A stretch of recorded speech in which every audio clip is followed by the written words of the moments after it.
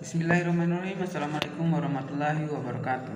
Perkenalkan, nama saya Ramadan, NPM 0322011199. Kelas A semester 2. Di sini saya akan membahas materi tentang pengenalan geometri, di mana terdapat 4 bagian. Yang pertama, istilah dalam geometri. 2. Pembuktian teorema Pitagoras. 3. Titik, garis, sudut, dan bidang. 4. Kedudukan titik pada garis. Baik, langsung saja pada judul yang pertama, yaitu istilah dalam geometri. Istilah dalam geometri terbagi menjadi 4 bagian. Yang pertama, unsur-unsur yang tidak didefinisikan. Unsur yang tidak didefinisikan adalah konsep yang mudah dipahami dan sulit dibuktikan definisinya, seperti titik, garis, dan bidang. Apabila kita paksakan untuk membuat definisi unsur primitif tersebut, maka akan terjadi blunder. Misalnya, kita akan membuat definisi untuk titik, seperti titik adalah sesuatu yang menempati tempat. Kemudian kita harus mendefinisikan lagi sesuatu yang menempati tempat itu apa. Oleh karena itu, semua konsep yang memiliki sifat demikian dimasukkan ke dalam kategori unsur primitif atau unsur yang tidak terdefinisi. Yang kedua, unsur-unsur yang didefinisikan. Unsur yang didefinisikan adalah konsep yang mempunyai definisi atau batasan, sehingga dengan definisi konsep-konsep tersebut menjadi jelas, tidak ambigu atau tidak bermakna ganda.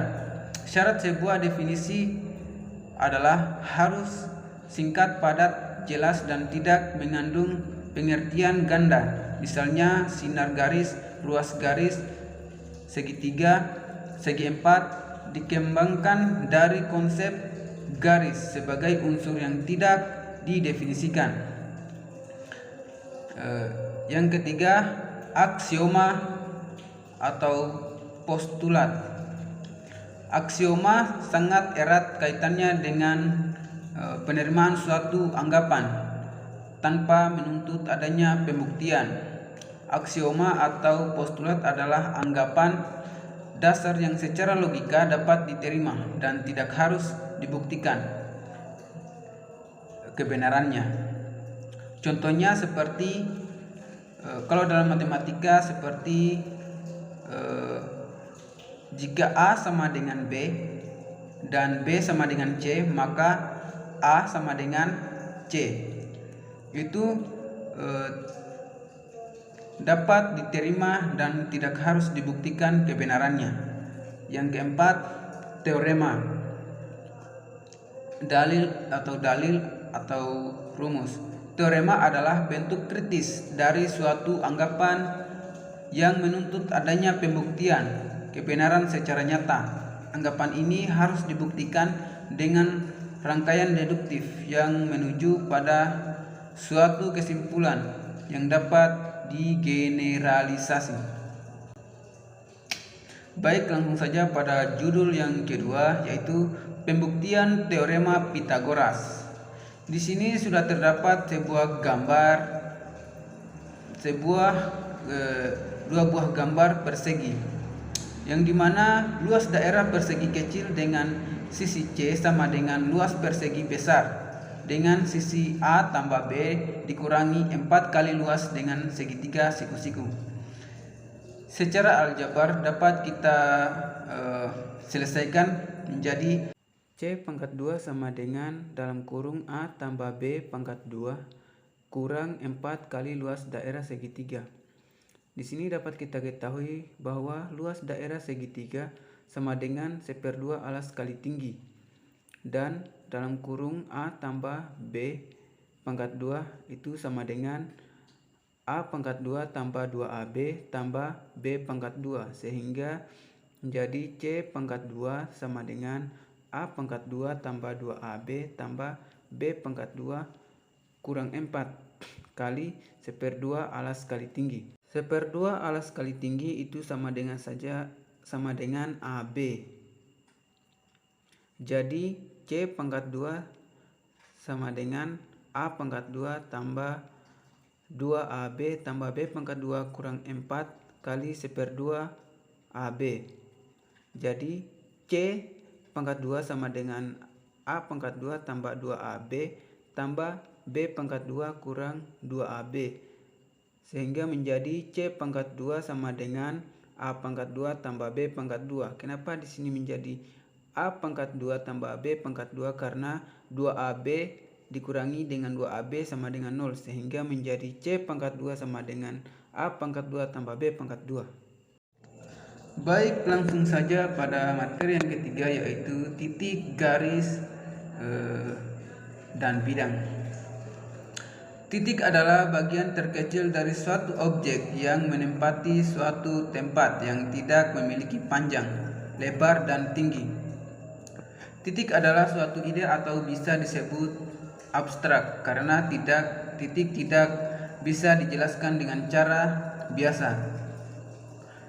Titik termasuk suatu yang tak terdefinisi. Titik dapat digambar sebagai nokta dan dapat dimodelkan dengan suatu benda yang berukuran bulat kecil. Titik diberi nama dengan satu huruf kapital, misalnya titik A, titik P, titik M. Contohnya pada gambar di bawah ini. Baik, langsung pada garis. Garis merupakan suatu himpunan titik-titik yang anggotanya terdiri lebih dari satu buah titik dan titik-titik tersebut berderet ke dua arah yang berlawanan hingga jauh tidak terhingga.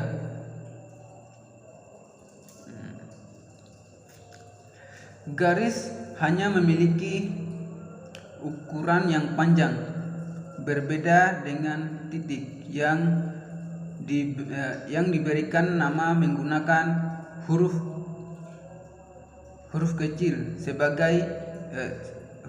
seperti G, H, K, dan juga seterusnya, ataupun dua buah huruf kapital, misalkan AB, AC, BC, dan juga seterusnya.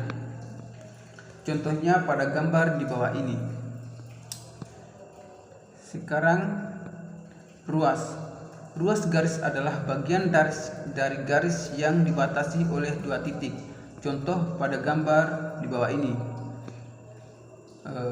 Ruas garis AB dapat ditulis dengan notasi garis AB. Ruas garis PQ ditulis dengan notasi garis PQ. Sinar garis adalah bagian dari garis yang diawali oleh titik pangkal berupa titik menuju tak terbatas. Menggambar sinar garis dapat diawali dari titik pangkal menuju arah tak terbatas yang diberi tanda dengan anak panah. Contohnya pada gambar di bawah ini. Pada gambar AB, PQ, dan AC. Bidang datar dapat didefinisikan sebagai suatu daerah berupa kurva yang dibatasi oleh ruas garis. Sebuah bidang dapat diberi nama dengan satu huruf Yunani seperti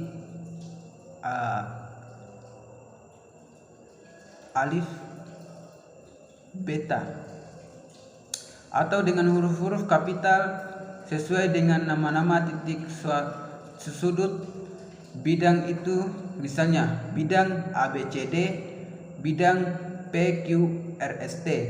Contohnya pada gambar-gambar di bawah ini. Materi yang keempat yaitu kedudukan titik pada garis. Kedudukan suatu titik terhadap suatu garis dapat terjadi kemungkinan berikut. 1. Titik terletak pada garis, misalkan titik P terletak pada garis N, contohnya pada gambar di bawah ini. Yang kedua, titik berada di luar garis, misalkan titik E di luar garis P, contohnya pada gambar di bawah ini.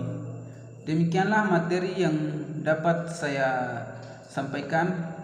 Lebih dan kurangnya mohon dimaafkan. Saya akhiri dengan ucapan billahi taufiq wal hidayah. Wassalamualaikum warahmatullahi wabarakatuh.